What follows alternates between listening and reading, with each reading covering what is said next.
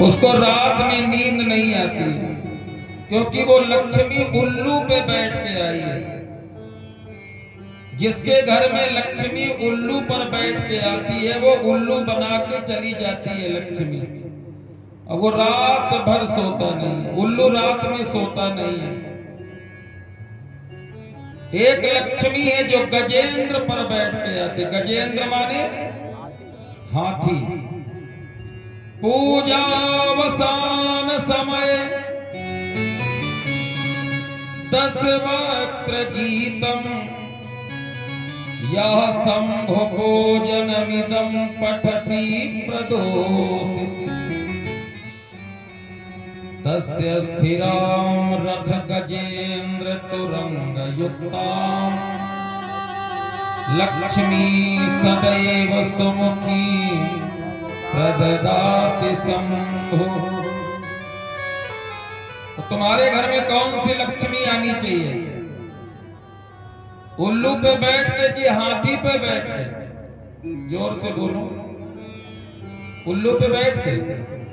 अच्छा, हाथी पे। हाथी पर बैठ करके जो लक्ष्मी आती है वो नारायण के साथ में आती है। बात समझ में आ रही है?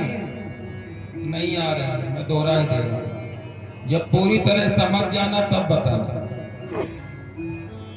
सब चाहते हो कि हाथी पर बैठकर लक्ष्मी आए। हाथी पर बैठकर तब आती है जब नारायण के साथ होती है। तो जब तक नारायण को नहीं चाहोगे तब तक हाथी पर बैठकर लक्ष्मी, पहले नारायण को चाहना पड़ेगा। एक बात बताओ,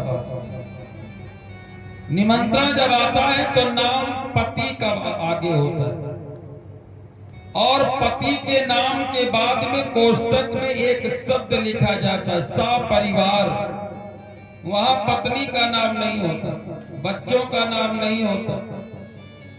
तो सा परिवार का अर्थ क्या हुआ? जब पति को निमंत्रण दिया जाता है तो पत्नी परिवार उसके साथ चल देते हैं। तो जब हम नारायण का आवाहन करेंगे, नारायण का स्तवन करेंगे, नारायण का वंदन करेंगे, नारायण को पुकारेंगे, तो जब नारायण को पुकारेंगे तो जैसे पति के निमंत्रण देने से पत्नी साथ में आती है, उसी तरह नारायण को पुकारने से लक्ष्मी गजेंद्र पर बैठ करके आती है। तो ईमानदारी की लक्ष्मी जब आती है तो हाथी पर बैठ कर आती है। कभी कभी लक्ष्मी छल से भी आती है। दूसरों को पागल बनाकर जब हम लक्ष्मी को लाते हैं, दूसरे का अधिकार छीन करके लाते हैं, तो वो लक्ष्मी गजेंद्र पर बैठ के नहीं आती, वो जैसे आती है वैसे चली जाती है। तो हमारे यहाँ लक्ष्मी गजेंद्र पर बैठ के आए। गजेंद्र पर तब आती है जब नारायण के साथ रहती है। तो हमारे घर में जब भी लक्ष्मी आए तो नारायण के साथ आए। इसलिए हम लोग यही चाहते हैं कि प्रभु बेईमानी का धन न मिले, जब भी मिले तो नारायण की जब हम कथा सुनाए तो नारायण के साथ लक्ष्मी जब हमें मिलेगी, इससे हमारे बच्चे, हमारा परिवार, हमारी पत्नी सब सुखी होंगे। इसलिए हम लोग यही प्रयास करते हैं, नारायण की कथा सुनाते हैं, तब लक्ष्मी को लेकर के घर जाते हैं। तो नारायण के साथ जब लक्ष्मी जाएगी तो घर में सुख और शांति लाती है। जब नारायण से हट करके लक्ष्मी घर पे आएगी तो कलह, रोग, शोक, पीड़ा, झगड़ा, लड़ाई, ये सब उसी में लक्ष्मी लीन हो जाती है। तो भैया आप लोग ध्यान रखना, तुम्हारे घर में लक्ष्मी आए तो गजेंद्र पर बैठ करके आए, हाथी पर बैठ। चलो बैठो, ये हम शाम तक कहते ने। और वही लक्ष्मी रुक्मिणी के रूप में जब द्वारिका में आई तो भगवान ने समस्त ब्राह्मणों को बुलाया, मंडप सजाया गया और मंडप के नीचे ब्राह्मणों ने द्वारिकानाथ का प्रथम विवाह रुक्मिणी के साथ संपन्न कराया। मंगलम भगवान विष्णु मंगलम मंगलम पुंडरीकाक्ष मंगलाय बोले द्वारिकानाथ की जय। पहला विवाह द्वारिकानाथ का ब्रह्म विधि से हुआ। देखिए हमारे यहाँ 8 प्रकार के विवाह शास्त्रों में जो वर्णन है। पहला विवाह ब्रह्म विवाह, दैव विवाह, आर्ष विवाह, प्राजापत्य विवाह, असुर विवाह, गंधर्व विवाह, पिशाच विवाह और राक्षस विवाह। राक्षसों की अलग विधा है, पिशाचों की अलग है। तो हम लोगों के लिए कौन विवाह उत्तम है?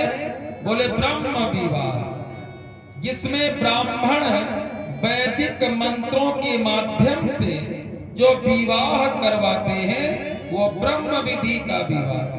एक होता है गंधर्व विवाह। गंधर्व विवाह माने आज के समय में गंधर्व विवाह पहले होता है, ब्रह्म विवाह बाद में होता है। ये प्रचलन हो गया है हमारे यहाँ का। गंधर्व विवाह किसको कहते हैं? जो जयमाल पड़ता है ना, इस जयमाल को कहते हैं गंधर्व विधि का विवाह। पहले देवताओं का, यक्षों का, नागों का, किन्नरों का ये जो विवाह होते थे ये गांधर्व विधि के विवाह होते थे। किसी कन्या को देखा, प्रेम हो गया और जयमाल डाल दिया। ये क्या है? गंधर्व विधि का विवाह। वो हम लोगों ने परंपरा बना लिया।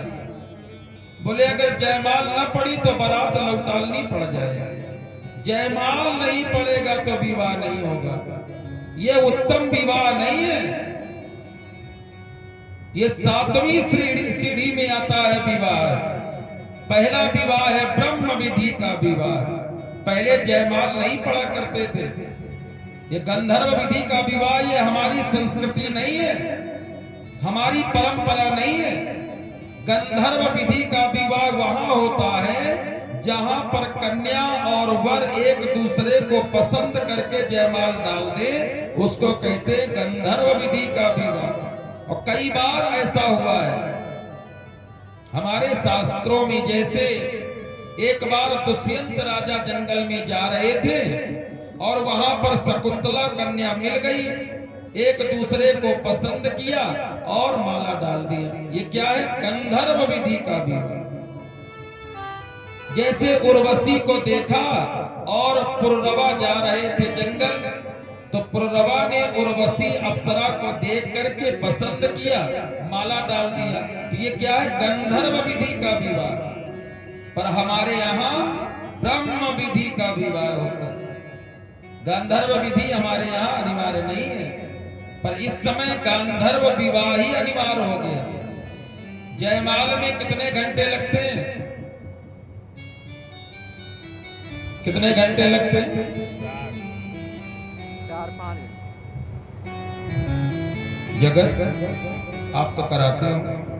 कितने घंटे जयमाल होता है? 5 घंटे। मंडप के नीचे जब दुल्हन आती है, बेटी आती है, तो कितने घंटे में विवाह होता है? 2 घंटे में। और 2 घंटे भी पूरे नहीं होते तब तक फू और फा आ जाते हैं। कौन आते हैं? फू और फा।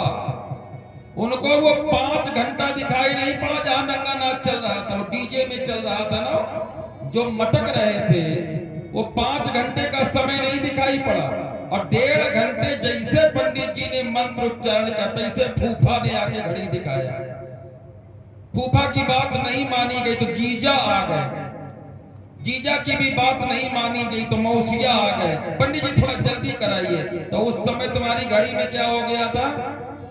जब 5 घंटे ताता थैया हो रहा था, ब्राह्मण वेद मंत्रों का उच्चारण करके समस्त देवी देवताओं को साक्षी मान करके वर वधु को आशीर्वाद दे रहा है, जिससे उनका जीवन सुखमय होगा। तब तुम्हें घड़ी की याद आई? उस समय घड़ी की याद नहीं आई। सोचिए, आज जो संस्कार विहीन समाज होता जा रहा है, कितने मुकदमे चल रहे हैं दाम्पत्य जीवन के, पता है तुम्हें?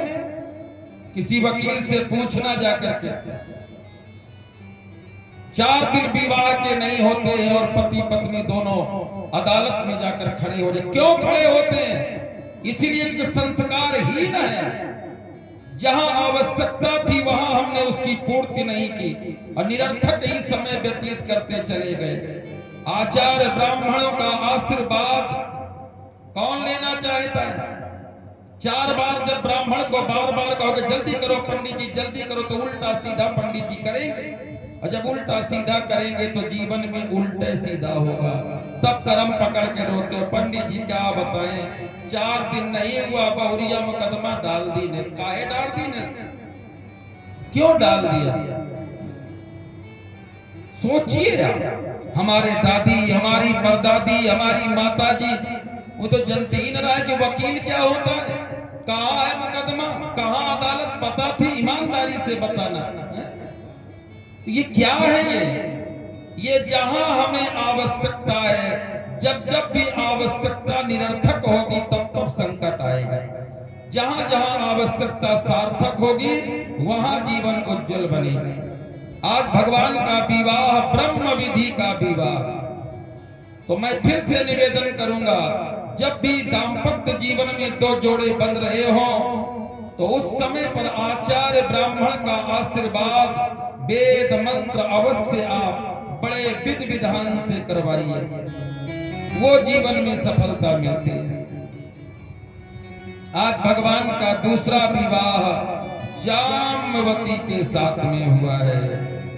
बोलो द्वारिका नाथ की, द्वारिका नाथ के साथ दूसरा विवाह जाम्बवती। आइए बड़े आनंद के साथ दूसरे विवाह की ओर चलते हैं। एक विवाह रुक्मिणी जी के साथ हुआ और दूसरा विवाह जाम्बवती के साथ।